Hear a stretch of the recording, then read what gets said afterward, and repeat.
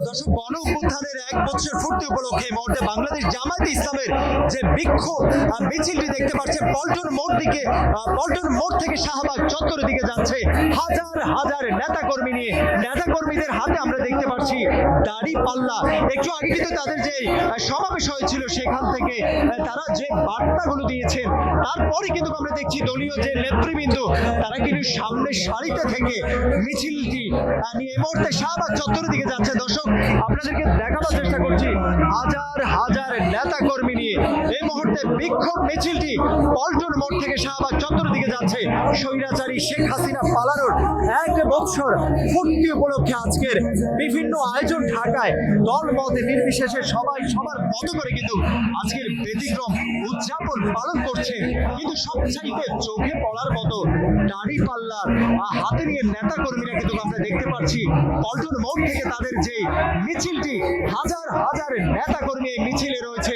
দর্শক, আসলে চোখ জুড়িয়ে যায় মিছিলটি দেখলে। বিশাল বড় সবার হাতে কিন্তু আমরা দেখতে পাচ্ছি অসংখ্য দাড়ি পাল্লা।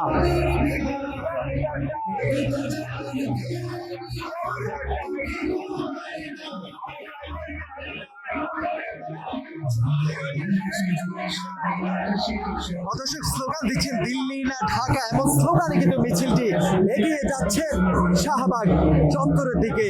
দর্শক, বাংলাদেশ জামায়াতে ইসলাম তারা কিন্তু একের পর এক চমকে দেখিয়ে যাচ্ছে। তাদের কিন্তু যে সাংস্কৃতিক সংগঠন সাইমন গতকাল 4 দিন থেকে যে আয়োজন করেছিলেন আয়না ঘর সহ নানান তারা তৈরি করে সারা বাংলাদেশের মানুষকে দেখিয়ে দিয়েছে তারা যে ব্যতিক্রম সবার থেকে আলাদা।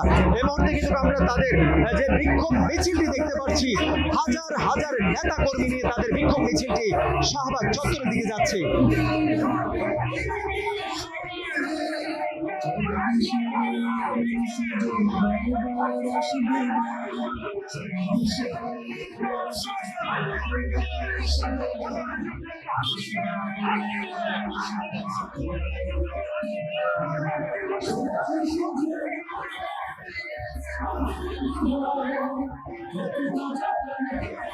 ঢাকাতে আজ ভিন্ন রকম চিত্র।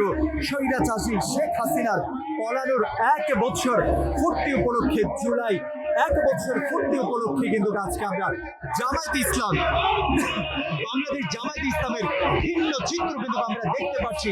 তাদের মিছিলে আজ ভিন্ন রকম, যেন আবু সাইদ মুগ্ধ সহ বিভিন্ন চিত্র তাদের হাতে আমরা দেখতে পাচ্ছি এবং তাদের হাতে রয়েছে তাদের যে প্রতীক দাড়ি পাল্লা।